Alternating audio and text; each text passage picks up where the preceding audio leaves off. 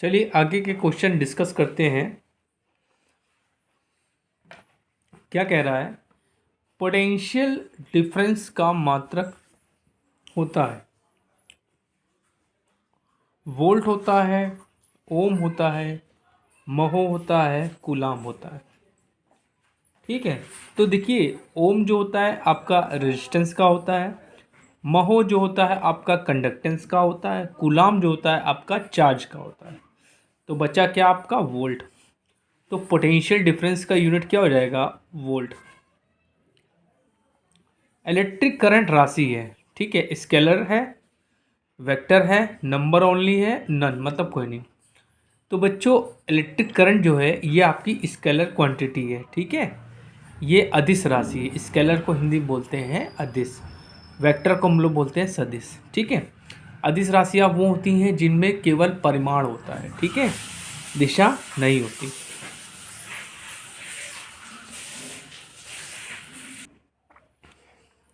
Specific resistance का मात्रक होता है, ठीक है।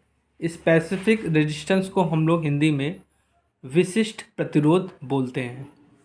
इसका मात्रक पूछ रहा है क्या होता है? ओम होता है, ओम मीटर होता है, महो होता है और नन। तो देखिए स्पेसिफिक रेजिस्टेंस का जो मात्रक होता है वो होता है ओम मीटर। कंडक्टिविटी किसका विलोम है? रेजिस्टिविटी का, रेजिस्टेंस का, करंट डेंसिटी का। कंडक्टिविटी को आप लोग को दूसरे नाम से भी बोलेंगे, इसको दूसरा नाम इसका है स्पेसिफिक कंडक्टेंस, ठीक है।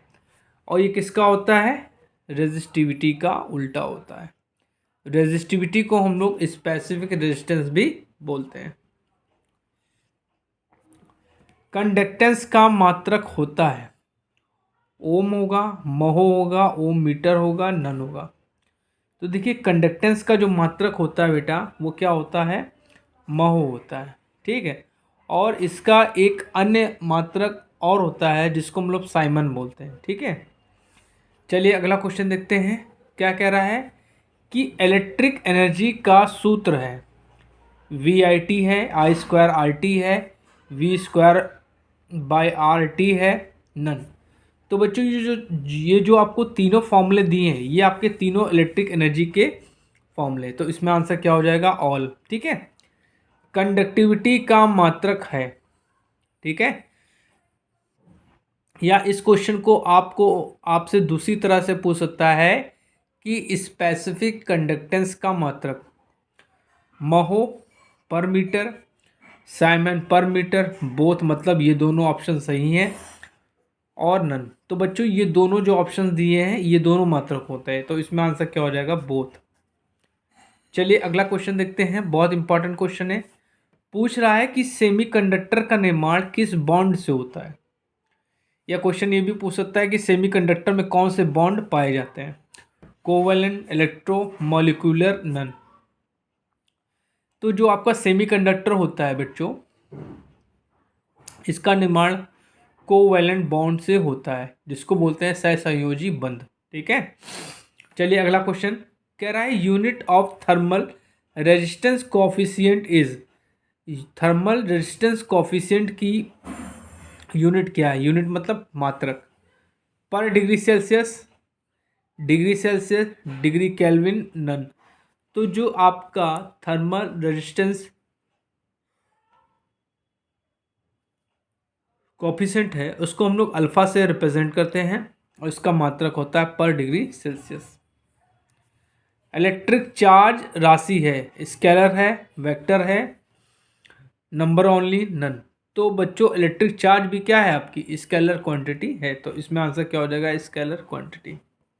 देखिए अगला क्वेश्चन कह रहा है कि कूलाम्ब का नियम है F is equal to 9 × 10⁹ Q1 Q2/r², F is equal to G_ME_M/r², और फाई इक्वल टू Q0/ε0। देखिए ये तो आपका न्यूटन का गुरुत्वाकर्षण का नियम है, ये आपका गॉस थ्योरम का नियम है, गॉस थ्योरम है उसका इक्वेशन है ये। तो बच्चा क्या आपका पहला, तो ये आपका कूलाम्ब लॉ है, ठीक है। यहाँ पे 9 × 10⁹ की जगह आपको दे देगा 1/4πε0। तो 1/4 पाई एप्सिलॉन नॉट की वैल्यू क्या होती है, 9×10⁹ ठीक है। चलिए अगला क्वेश्चन देखते हैं। क्या कह रहा है कि पोटेंशियल ग्रेडियंट का मात्रक है ampere per metre, volt per metre, volt none. तो जो पोटेंशियल ग्रेडियंट होता है इसका जो मात्रक होता है ये क्या होता है, वोल्ट पर मीटर, ठीक है, volt per metre. Potential difference का दूसरा मात्रक है volt per metre, joule per coulomb, coulomb none. तो जो आपका पोटेंशियल डिफरेंस है इसका अन्य मात्रक कूलाम पर, जूल पर कूलाम है, ठीक है। डायपोल मोमेंट का मात्रक है coulomb metre, ampere metre, coulomb per metre. तो इलेक्ट्रिक डायपोल मोमेंट का मात्रक है कूलाम मीटर। एक इलेक्ट्रॉन वोल्ट में कितने जूल होते हैं, 1.6 × 10⁻⁻19, 6.25 × 10⁻18, 1.67 × 10⁻31 नन। तो एक इलेक्ट्रॉन वोल्ट में आपके इतने जूल होते हैं, ठीक है, पहला ऑप्शन बिल्कुल सही है। देखिए कह रहा है कि जूल का नियम है H=I²RT, H=0.24 I²RT, H=I²R none. तो बच्चों आपका जो सेकंड ऑप्शन है इसी को हम लोग बोलते हैं जूल का नियम, यही आपका जूल का नियम है, ठीक। चलिए अगला क्वेश्चन देखते हैं। कह रहा है कि कैपेसिटेंस का मात्रक होता है फैरेड, हेनरी, वोल्ट नन। तो कैपेसिटेंस को हम लोग C से रिप्रेजेंट करते हैं और इसका मात्रक क्या होता है, फैरेड होता है। चलिए अगला क्वेश्चन। इंडक्टेंस का मात्रक होता है फैरेड, हेनरी, वोल्ट नन। तो इंडक्टेंस का जो मात्रक होता है बच्चों वो होता है आपका हेनरी, ठीक है। चलिए अगला क्वेश्चन देखते हैं। कह रहा है कि परमेंस का मात्रक है फैरेड, हेनरी, 1/हेनरी, वोल्ट। तो परमेंस का भी मात्रक क्या होता है आपका, हेनरी होता है। चलिए अगला क्वेश्चन देखते हैं। रिलेक्टेंस का मात्रक होता है फैरेड, हेनरी, हेनरी की पावर -1 या 1/हेनरी नन।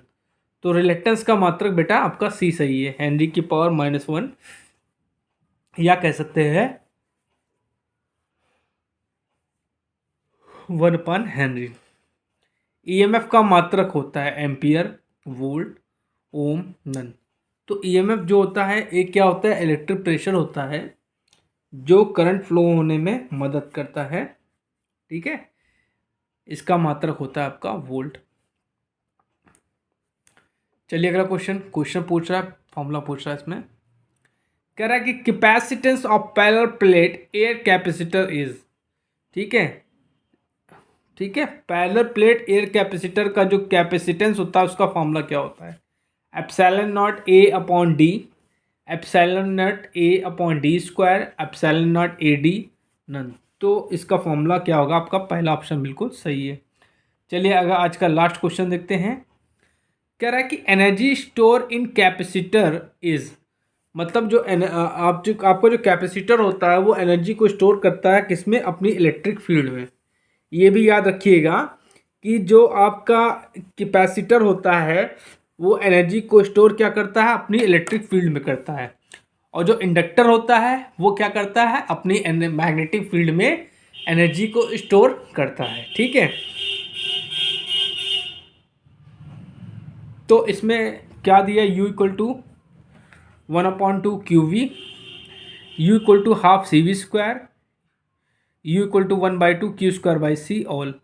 तो बच्चों ये जो तीनों आपको फॉर्मूले दिए हैं ये तीनों सही हैं, ठीक है। तो इसमें आंसर क्या हो जाएगा, ऑल, ठीक है। अगर आप चैनल पर नए हैं तो प्लीज़ मेरे चैनल को लाइक करिए, शेयर करिए एंड सब्सक्राइब जो करिए, जिससे आपकी मध्य प्रदेश लाइनमैन की तैयारी अच्छे से हो सके। Thank you.